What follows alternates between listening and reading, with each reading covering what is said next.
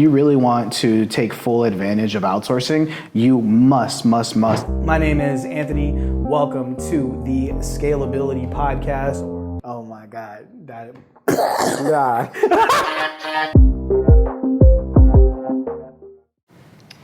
All right, guys, welcome back to another episode of the Scalability Podcast. And this one's going to be short. I really am excited to introduce you guys to one of my newer friends, business partner as well, Rio. What's up, guys? Nice to meet you all. Yeah, and actually, I wanted to, I think it's important that we bring you in front of the audience because there's a lot of things I admire about you. Okay, number one, you're really young. You're 21 years old. Your creative style is through the roof. If you guys get a chance, we'll give his Instagram handle at the end of this. Go check out his work. He's very creative and cinematic with his work. His work is very inspiring. And in my experience, when I've worked with people who have that kind of style, who have that look, they tend to get way too caught up in the details when it comes to business, right? So a lot of times when I'm working with creatives, they just get way too stuck in the creative details, but we've been building a system now, and you have proven that you are willing to, you're willing to be imperfect and move forward fast, right? And that's, in my experience, that's what it takes to build a business. So I want to know a little bit about you, your background, and your mindset when it comes to, being a creative as well as, hopping into your entrepreneur life. Yeah, absolutely. I mean, well, first of all, thank you for saying for all the kind things about my creativity. It means a lot. I think for someone's artwork to be validated by other people, I think it definitely means a lot. But of course, your own opinion about your work matters first, but having other people approve it is really cool. But yeah, I guess breaking down what you said a bit there, I think it wasn't always the case that I had a good business sense and a good creative sense. I think the creative sense came first, and it was a journey, and it still is a journey to build the business sense. Because when I first started off kind of trying to scale what I was doing, I did get caught in the detail, and I did kind of struggle with the idea of but it needs to be perfect. I've worked so hard always to create a really good product, but now I'm trying to scale that. It can't always be perfect. And that whole idea of, having something done rather than perfect is really, really key. And I don't think there's really a blanket rule for how that is. I think everybody has to work that out for themselves, because you want your product to be a certain standard and you can't settle for anything less than that. But at the same time, you can't let it be at the detriment of delivering the product on time to clients. It can't be the detriment of the other people that you hire to assist you with it. If it's too complicated for them to learn, then your timeline gets really kind of slowed down as well because of that. So I think, to shorten that down, I'd say it's a big learning process. If you're a creative and you're trying to get in business, really throw yourself into it, get yourself mentors. That was really big for me. People like Brendan, who's behind the camera, now meeting you, Anthony, as well, who's really good at the business side of things. Being around those kind of people and understanding how they operate has been really key for me. And then I think the other piece of advice I would give is just done is better than perfect, and work out what that really means to you in your creative way. Yeah, I think here's what I've learned, right? So I'm 30 now, and I've been trying to build businesses, for over a decade, right? And I remember specifically this one time, my brother, he is a barber, but for the longest time, he bought a DSLR camera, and he always hated it when I recorded the videos because I didn't know how to use a camera. And he would just get on me about the fine details and whatnot. And I remember one day, I just, completely without his permission, I just shot a full video and edited it, and he was like, dude, this is garbage. And I was like, yeah, but you need content, so let's just post it. And he would take his time on all these other videos, and he would take so long to edit a haircut video. And when I posted the crappy video that I made, that one went viral, which blew my mind. And I've seen so many different instances of that throughout my career, where it's a lot of times, things that are not perfect can go viral, right? And this is a valuable lesson that taught me, what, just go. Let's just go, let's get it done, because art at the end of the day is completely subjective. 100%. Now, when you tie art into business, you know, one of our clients could be one video away from completely changing their entire career and getting the results that they want, right? So now you as a creative, you know, speaking to a business owner, like what do you have to tell them if they're getting too caught up on the details? Let me just clarify that. So if I was maybe like consulting like a business, what am I asking them to kind of understand and make sure that they don't get caught up in the details? Is that what you're asking? Like you were trying to deliver a project and they're like, oh, I need this change, this change, this change. Next thing you know, you're 3 weeks later and like, it's like, hey. Yeah, very, very good question actually. So if a client is coming back to me and wanting constant kind of adjustment or changes to a product, the kind of rebuttal that I'll normally give back to them is that, you know, they paid me to do this, and me, myself, or my team, whoever, you know, filmed it, for example, I trust their creative judgment wholeheartedly on the product that they've produced. You know, that's what I was paid to do, that's what my team was paid to do. And so when a client comes back, you know, a certain level of revisions I understand. You know, they want to vision things in a certain way and they want to convey their brand in a certain way. And so you have to do a certain level of like hand-holding and be like, yeah, sure, no worries, we'll get that done for you. But it reaches a point, and you'll know it because you'll get sick of the client or you'll get sick of what they're asking for, when it's a matter of, you know, kind of putting your foot down in a way and saying, no, my creativity is good. I know because of all the other clients that I work with, and what we have produced is good, and we know that, you know, the product will get the results that you want. You keep asking for these minor detail changes or whatever that, you know, you think need to be changed when they don't actually need to, is irrelevant to the result that you're going to be getting right now.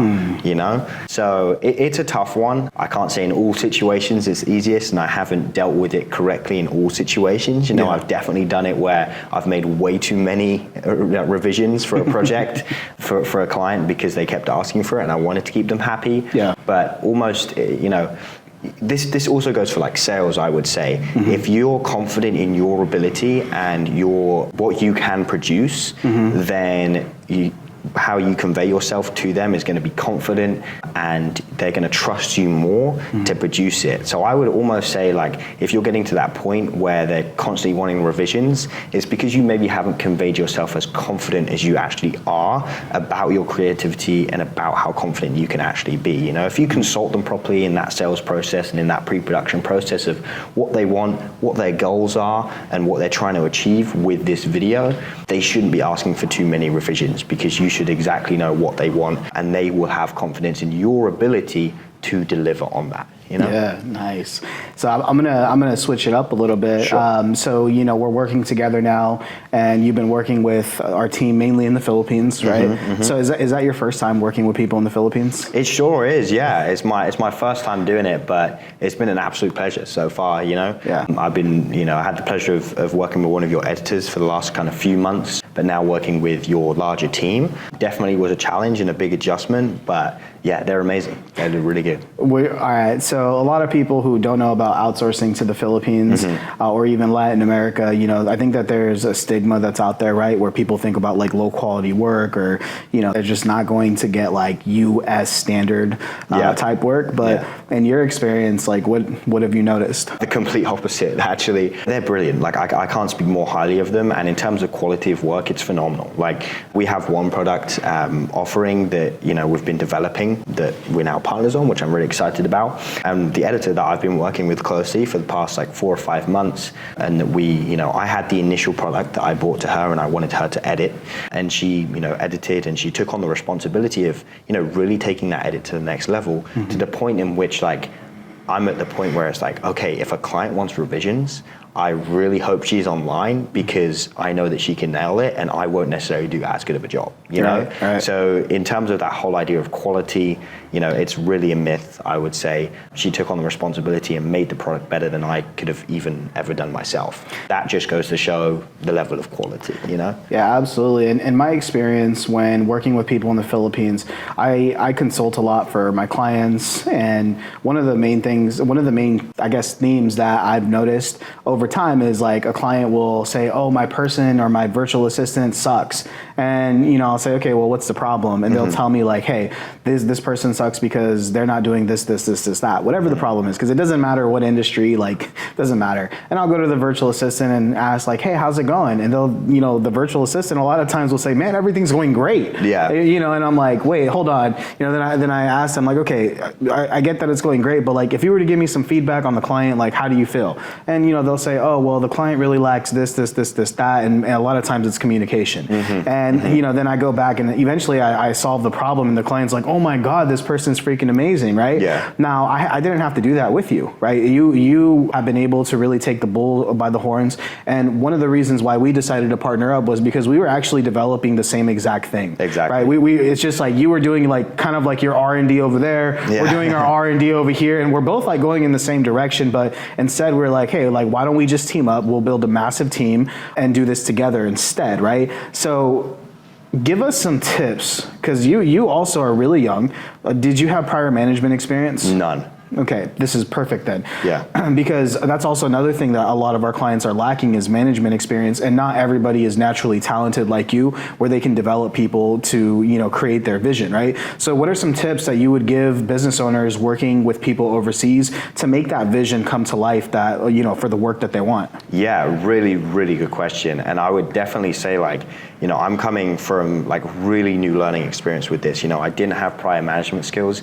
I regarded myself always as a good leader. You know, I felt like on a project I could take a team from A to B for like one project. But I've quickly realized that like management is totally different. You know, it's not just taking people from A to B on one single thing. It's about consistent management of expectations, of what you value and what you're looking for, and it's consistent management of those things. And yeah, I really struggled like the first 3 weeks, 4 weeks, even longer than that. I was like just so out of my depth in terms of the management side of things. But I think the two things that I really will take away from this and continue to do was taking like massive absolute responsibility for everything. You know, I think what you were referring to before in terms of clients like, oh, my VA sucks or my editor sucks, it's because they're not taking enough responsibility for the situation, and they hire the editor expecting them to like just take on everything that they were trying to do before without actually taking responsibility for that hire. You know, so they'll just expect them to solve the issue that they're maybe having by not having an editor, and actually won't give them any direction. And then it's like, well, actually it's you not taking responsibility for that person. So what I mean by taking like absolute responsibility for everything is that, you know, if a client gets back to you and it's a mistake that the editor has made, a spelling error or, you know, something like that, that's your fault. That's not the editor's fault. It's not theirs at all. You know, even though they were the ones editing, it's because you didn't do a good enough quality control check.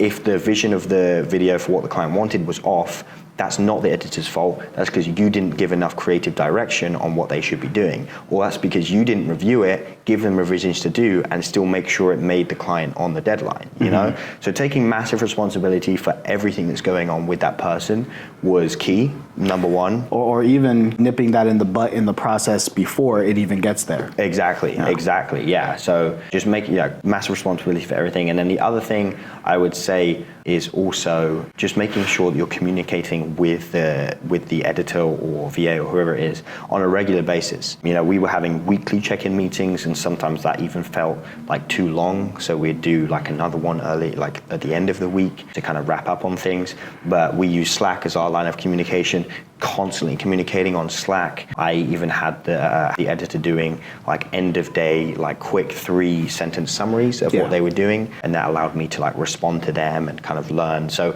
I was honestly learning from the editor as much as they were learning from me. I was giving them technical skills, but they were teaching me how to manage. So it was really exciting as well. You know, like I think a lot of people it's like quite daunting to be like, oh, I've got to take responsibility for this editor and teach them. It's like, that's amazing. You know, you're watching someone develop and learn editing skills underneath you at the same time as them teaching you how to manage a situation like that. So yeah, I'm also going to give you guys a really key piece that he didn't mention, because we've obviously we've been working together now. So one thing that he did do too is he actually created a project management system to manage the entire process. Yep. So a lot of times when it comes, if you really want to take full advantage of outsourcing, you must have some sort of system in place.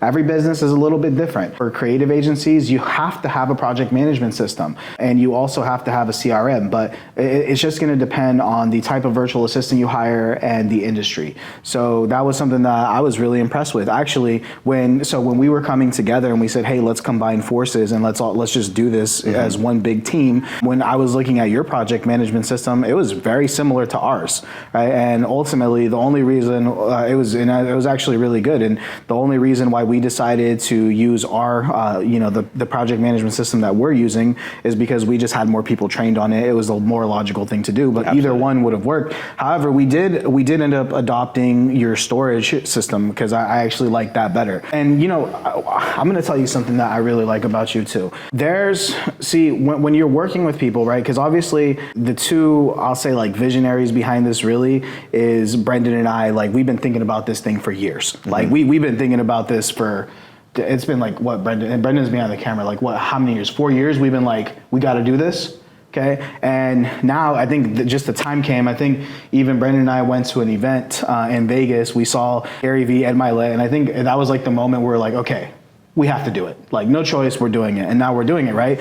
And then, the world attracted you into the circle. But one thing that you've done is you've had very, very low ego, right? And you're just like, let's get it done. Where does that come from? Because I feel like if you want to be successful working with entrepreneurs, you have to like, especially like me too, I find myself submitting to Brendan's ideas a lot too, because Brendan realistically generates 10 times more revenue than me. He's my mentor, right? Mm-hmm. As much as we're business partners, he is my mentor, mm-hmm. right? So where did you learn that from? Like, how does that come from? And share with everybody, because I feel like we need a lot more of that in the world. We need more people looking at like, hey, this person obviously knows more than me. He's got the money, or that's the way that you tell to prove it. Like, what advice would you give to someone who just their ego is a little high right now? Yeah, that's really good. I mean, I think anybody looking to either start their own business or go on any sort of venture, you can't have an ego. Like you just cannot. You're not going to get anywhere with that in the long run. Mm-hmm. In the short term, you might make gains, but in the long run, having no ego is going to really benefit you. I guess I kind of had that a little bit before, in the sense that dealing as a freelancer, dealing mm-hmm. with clients, you got to take your ego out of the equation.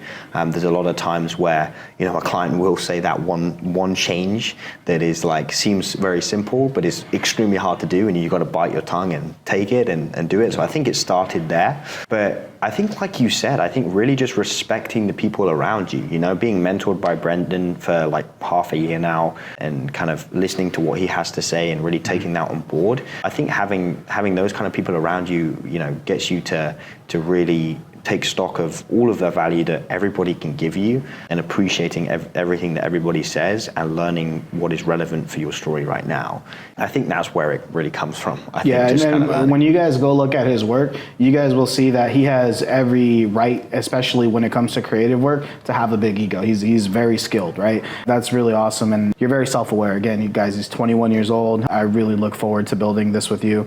So if we were to leave off on, there's somebody out there right now, or actually, let's take a different direction. We got time. There's no rush, by the way. I got time. So. Oh no. So this one's going to be like a short for the podcast, right? Okay, so for sure. Yeah, we'll do like a more in-depth, like hour-long later. But as part of our offering that we're building, we're building a short-form content machine. Yep. Right. And people are going to be able to come and get their short form done. Now they have options of who they can actually hire to go out and shoot their content if they need that service, right? Yep. Because there's a lot of people out there who have a ton of money but no time, and they just need somebody to go out there and shoot them. And we have a bunch of different options, right? Mm-hmm. They're going to be at different price levels, right? And Rio is actually going to be one of the shooters that you can actually have the option of hiring to shoot your short form content for you. Yep. Now, like what should somebody expect on a 2-hour shoot with you where they're getting 20 questions done? Yeah, really good question. So, if you were hiring me to come and shoot you for like 2 hours to get your content for the month kind of dealt with and done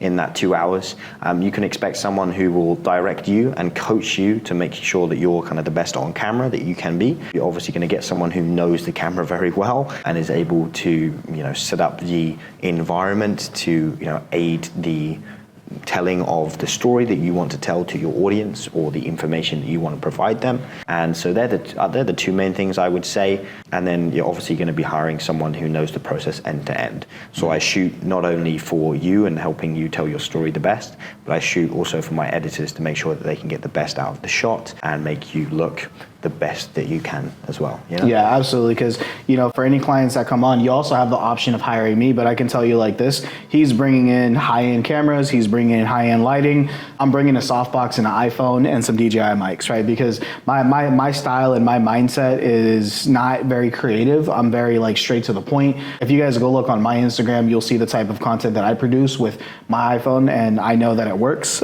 We get a lot of hits. We've had videos that have gone viral from my style. However, it just depends on you as a client and what you want to reach. It's going to be more expensive for Rio because he's going to go all out for you, probably charge a lot less because there's a lot less setup, and again, it's really about getting that content in and getting it knocked out as soon as possible. But yeah, so Rio, if somebody wants to find you, how do they get in touch with you? There's a place for every single one of those options as well. Like someone might be watching and be like, oh, why wouldn't I just hire Rio every time, And it's like, yes, if that is your brand of like high-end stuff, then that works. But there's a huge place for Anthony's stuff as well, for Brendan, for everybody's individual content style, because it's about how you tell your story. If you're someone who just likes throwing out content and getting the information across, which is what I would regard Anthony as, he has amazing knowledge and he has more business sense than I do, right? And he gets that content out there, which is amazing. There is a place for someone who's trying to tell their story like that, Not every user that you like, every person in your audience is going to want you to have like super high-end content if that's not what you normally produce. They'll be like, well, this is a bit out of place. I don't relate to this person anymore. Maybe even might unfollow you because of it, right? If you started producing super high-end stuff all the time, people will be like, whoa, dude, like what just happened? This is not it. Yeah. But if you are, coming from my perspective, if you're someone who does do that, then it makes sense to continue doing that, And so there's a place for everybody, and I don't want people to get like sidetracked thinking they're like, oh, I would just hire Rio every time or whatever, because camera ability. You just reminded me of something, man, because I feel like my style is like, I do want to be relatable because I want other entrepreneurs to look at me and be like, dude, if that fucking guy can do it, so can I. Exactly. That's literally like my thought with everything, which is why I like shooting with the iPhone. I like shooting with these mics they're $350 if you want to pick them up. Just look up dual DJI Lav on Amazon. But like, I want people to know, like, if this guy can do it and bang out content, so can I. Exactly. Right? And you can do it by using us. That's right. That's right. So yeah, and guys, I'm excited. We are going to be launching a new brand. It's in the work. For now, we are 2 different brands, Outsource Plug and Acre Partner. It's going to be pretty sweet here in 2023 when we launch. But yeah, so Rio, how do they get a hold of you? Yeah, so you can get a hold of me through anything. You guys are welcome to put my business phone number up there. I love people just shooting me a message or giving me a call. Put it on. I don't have it on me right now. But yeah, or you can reach me through an Instagram DM, Rio Penn-Grice. That's RIOPENNGRICE.